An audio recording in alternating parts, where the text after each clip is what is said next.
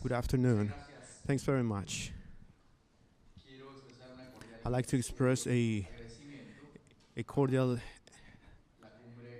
thanksgiving to the World Summit for Peace Integration for this invitation made to the Assembly of Ecuador. I am here together with a colleague of mine of the Assembly, of National Assembly, Fernando Flores.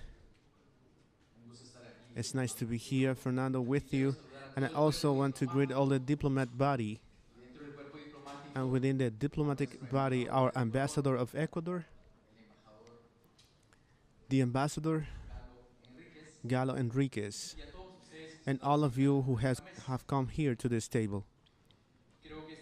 I think that this undoubtedly is an important space, extremely important to reflect, and also to renew our energies, to renew our commitment, and with desire, really start or initiate or resume the work for the common well-being.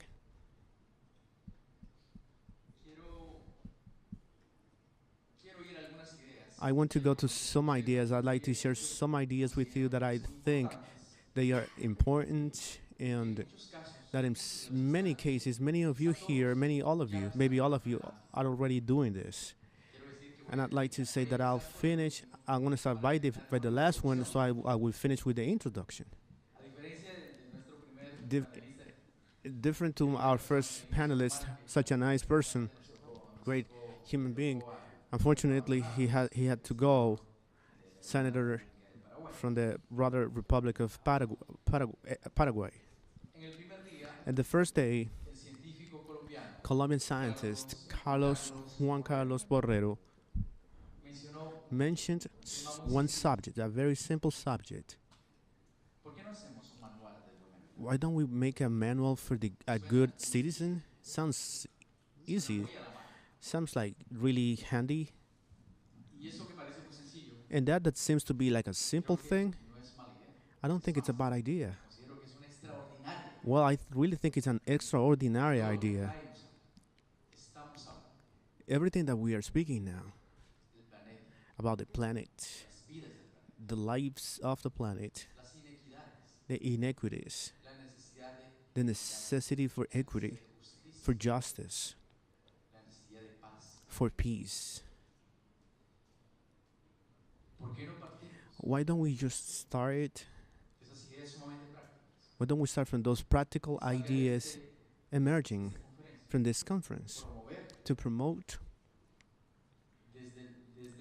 from that space in which each one of us is working?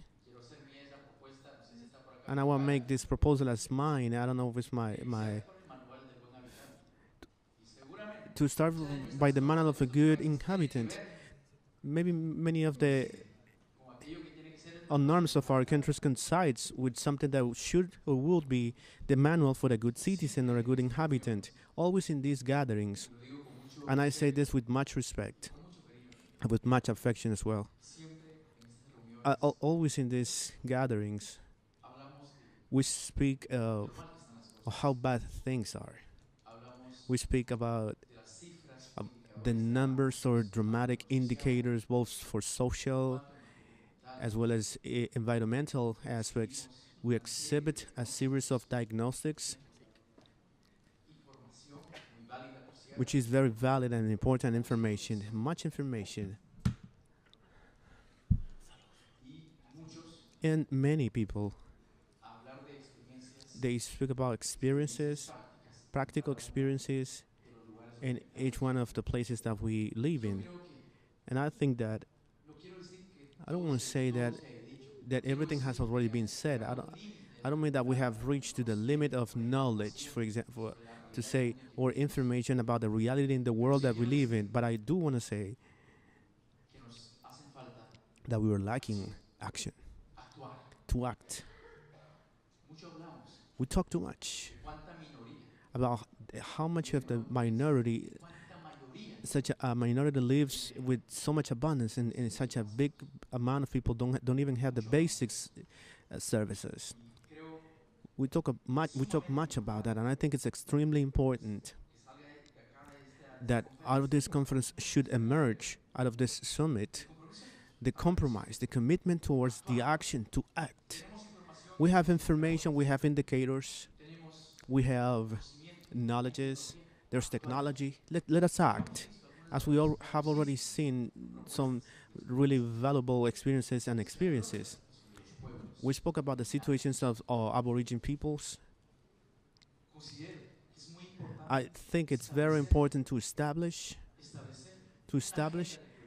a priority, an agenda of priorities. Priorities cannot be postponed. Priorities that cannot be postponed, that we cannot avoid, that we cannot just overlook them. Priorities that we have to make them be complied. All right. Let's do this together. For example, in the agenda of priorities, whether it is for the legislative field, social organization field, let us incorporate as an agenda of priorities the compliance, the effective compliance of the rights of the indigenous peoples. Let us make that commitment. So that at the head of the legislative agenda of countries, this should appear there. That it should appear there at the beginning for every process of planning, of every process of norms, subnational norms, like the norms for municipalities. Let us do that, which is the only way to start to ground the ideas. But to put those priorities in the agenda to fulfill them, because it's useless if we just spoke in a poetry way, in the norms and everything. But if we don't comply with them, if we don't do them, let us put within the order of priorities that everywhere we should start to speak about the respect to the rights to the nature. And I say this from the experience of a country like Ecuador, that has in its constitution the recognition for the rights of Mother Earth, Mother Nature.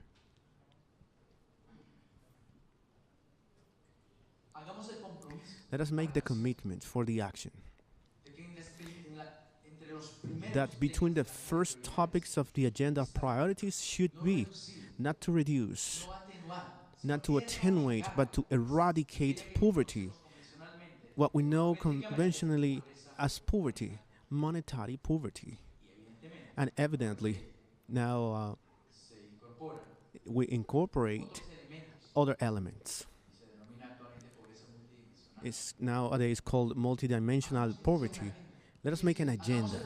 Let us make the commitment that that agenda we should comply in a short term, in a really short term, that should be the greatest aim of human civilizations of the world countries, to construct equality. This should be the biggest dream. Let us change all the theory of growth. Let us stop talking about justice. That should be the imperative to change the values, to start working towards those objectives that every life demands. We talk much about climate change.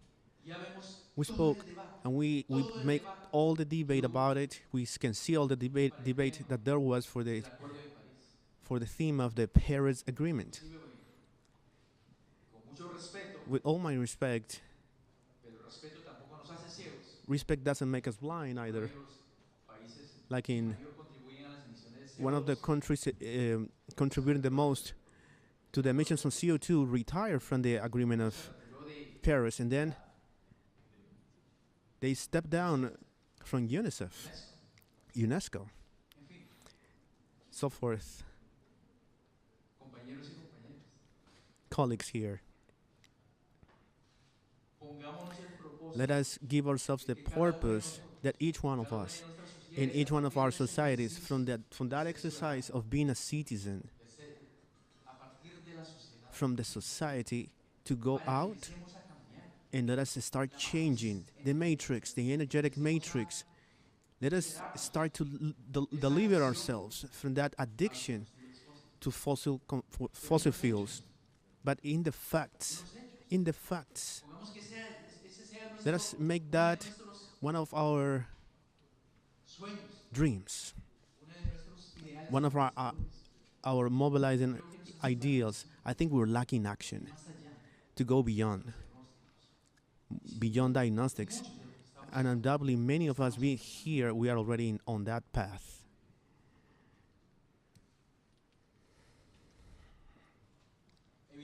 Evidently, this implies to think in coherence to what we're speaking, not only with the human life, but all lives of the planet. It means that the life in its essence should be over capital, should be above capital. Because here, to make any measures for what we have spoken here, it's not a matter of lack of resources, of lack of food. We already mentioned how much food is wasted, how many resources are badly distributed. The problem is the lack of will, and then that's a political will. That's the real problem. That's a political problem. It's a political problem. The no is a political problem. Not taking the common wellness, the responsibility that each country has, that every government has, that every world corporation has with life, towards the life of human beings. And from that, I want to tell you something about what I consider is and must be the goal that human beings and the society as a whole should take as like a civilization jump. That the easiest translation is a life in happiness. Live happy. Summa causa in Arumashimi language, that which is my language, genetically known as Quechua. I am Quechua from the province Tastasi in Ecuador, which is in the Amazonian part of Ecuador. And from there, we theorize this topic, Sumac, which an ideal, the harmonic, a harmonic thing, a just thing, a beautiful thing, Kausek, which is life. Life and happiness, or to live in happiness. And I'm mentioning all these not just like as a romantic thing, but because for over a quarter of a century of speaking and debating on this concept is already part of our constitution. It's already there. Reaching the summa causa, which is life in fullness of happiness, in equity, equality. And I'd like to briefly mention that summa causa has a condition, a fundamental condition. I think it has been mentioned here, and it's related to this theme for the conference, which is the importance of education and social justice and equality for the promotion and strengthening of peace and international security, the security of nations. The fundamental axis, the summa causa, is the knowledge. We say yate, which is knowledge. A knowledge that culturally it is composed culturally of many aspects. Among them, the knowledge that symbolically is transmitted since the little children are born, symbolically. And the knowledge that we acquire from parents to children and on a daily basis, a knowledge to which they must have access. Absolutely everybody. if somebody doesn't know about any specific matter, it's not normal in our people. It's not normal. It's something indecent. Knowledge is for everybody. And yes, we can impose this to higher levels, yes, at the country level, and we should do that. We should ensure the best education, free education for everyone. It's the principle, the knowledge. Knowledge, to knowledge you should add values. Values that are related for solidarity, reciprocity, respect, the respect between different people of different ages, of a different sexual identity, respect to elderly people, knowledge and values that come together when it comes to relating with the environment so we can interact with the environment. Knowledge is to take advantage adequately all the prodigious existence of the nature for our economy, for our daily consumption. How can we not construct an economy that is solidary and respectful towards Mother Earth? An economy. If we have the knowledge, evidently, we can distribute it.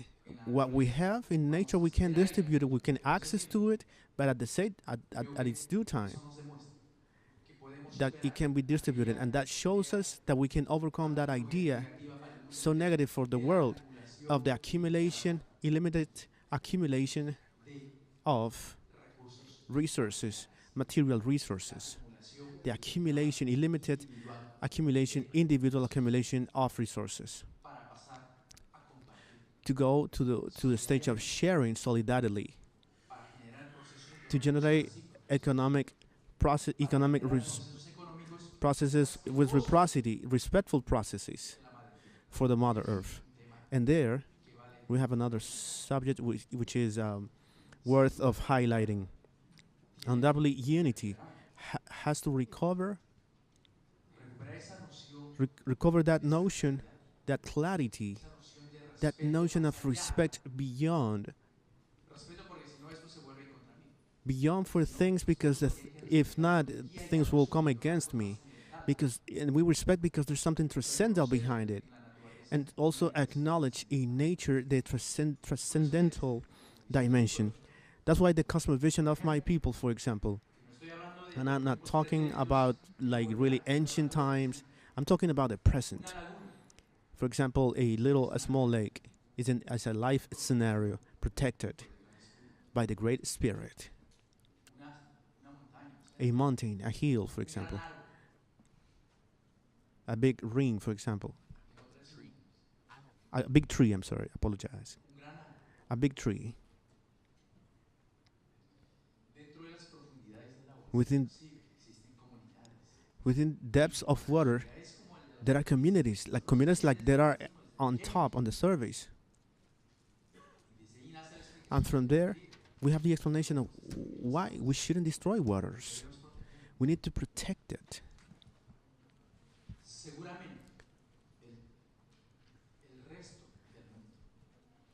The rest of the world, we have to recover this notion that there is something transcendental in nature. And let us change our behavior. But on the other hand, we have to emphasize the respect between different peoples. I'm not saying that there are not conflicts. There's no mortal creature that doesn't have conflicts. There haven't ever been wars for territorial. There have been some. In the Amazons, we have had wars, but for other reasons. For shamanism or revenges. not for subduing others, not to exploit the other, not to subdue the will of another person, a different kind of conflict. But especially we have the respect for the self-determination and self-identity of each people, each community. Summa causa has the elements that being applied in a major context, from my point of view, would even allow us to go further than that concept we inherited from ancient Greece of democracy. From my point of view, summa causa, the ideal social order for happiness and for cohabitance, harmonious cohabitance between human beings and nature. I invite you to make that social covenant for the summa causa. Yeah, development, we always speak about development. And all of us would agree with me. To what conditions have we led the planet on the name of that development? In the language of my people, we don't have that term, that word. We don't have that idea of a human group has to go from the most critical life condition, from the really least condition, towards a condition of abundance. No. We don't have such thing. We don't even have the word poverty in our language, and many ancestral languages don't even have that word. For example, the sense of human effort, the sense for knowledge, the sense for values is to create and recreate permanently those conditions of happiness and harmony, in which inequity where poverty is something normal, is something that doesn't have to exist. That's the big difference. That's why I invite you, so that from this conference we can start thinking in that new social covenant for the summa causa, to go beyond the limitations of democracy, which is supposed to be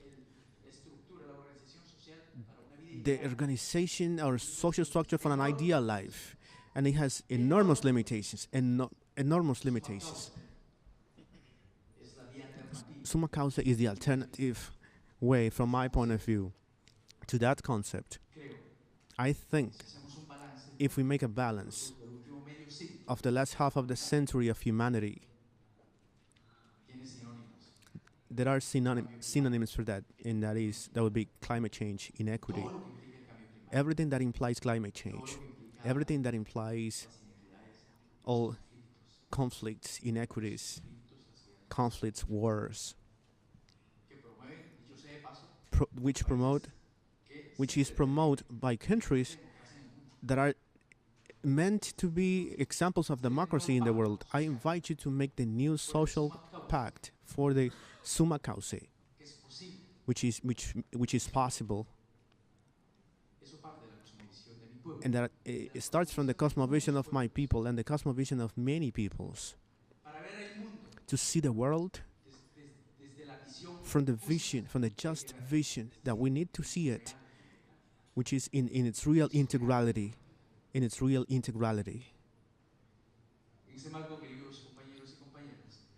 Dear fellow partners, I think we have to advance in many aspects, such as a concrete idea, which was already mentioned, which somebody mentioned here today, President Evo Morales, Universal Declaration for the Rights of Mother Earth. Let's move on with that. I think it would be something extremely important. Fellow partners, I think I hope to have given you some ideas about something that in my country, within the constitutional framework, that can gather this paradigm, and that is declared as a plurinational state, as well as the Republic of Bolivia. Hopefully we'll be able to advance with real facts, stepping on the ground, not looking for wild people, not to see people's like understanding them as ancient peoples from a museum, but as we are in the present and we are contributing for this planet, can this planet wouldn't collapse, but the other way that we can continue to go ahead and survive. Muchas gracias. Thank you very much.